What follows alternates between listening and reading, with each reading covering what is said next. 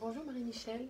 Alors, on est depuis hier en formation, toi et moi et nos autres collègues, les psychologues, on est 15 psychologues à peu Mhm. près, à suivre la méthode Brunet, la thérapie de la reconsolidation.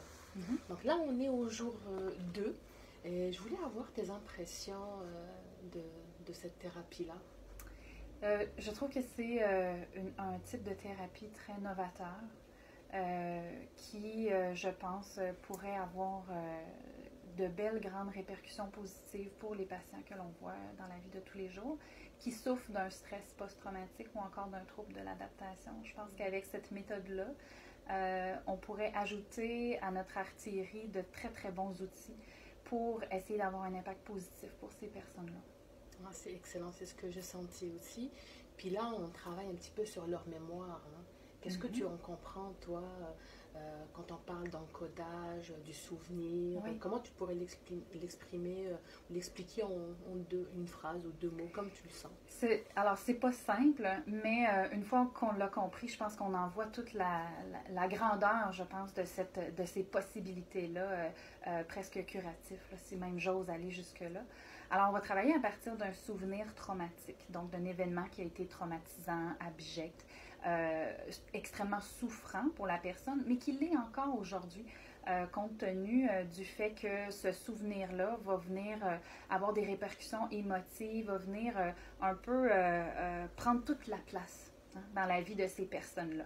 Et donc, on va partir de ce souvenir-là et on va aller le chercher dans la mémoire à long terme, là où il est stocké, si on veut, et on va venir l'amener dans la mémoire à court terme, là où il va devenir vulnérable.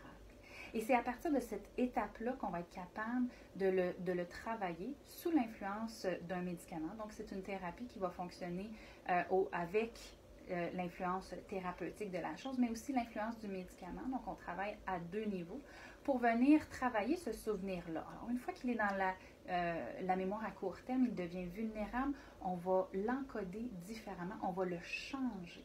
Alors, on va garder le souvenir, on n'efface pas des souvenirs, hein, vous savez, on va garder le souvenir, mais on va effacer un petit peu la trace émotive qui est accaparante dans la vie de tous les jours. Donc, c'est ça qu'on va venir associer au souvenir. Voilà. Et donc, le souvenir va être conservé dans la mémoire, mais il va arrêter de faire son effet dévastateur dans la vie de tous les jours de ces patients-là. Exactement, super.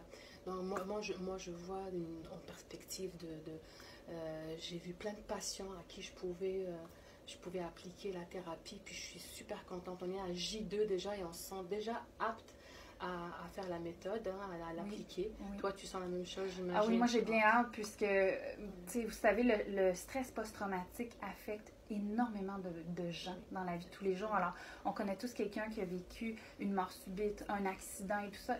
Et donc, ces répercussions-là sont très difficiles à vivre. Et si on peut avoir un impact là-dessus, alors moi, je trouve qu'il y a de l'espoir pour ces Et en personnes-là. plus, ça traite les petits traumas et les grands traumas, Mhm. même les traumas anciens. Je trouve ça super. Oui. On va voir encore ce qu'on va faire demain, mais on est déjà prêt là.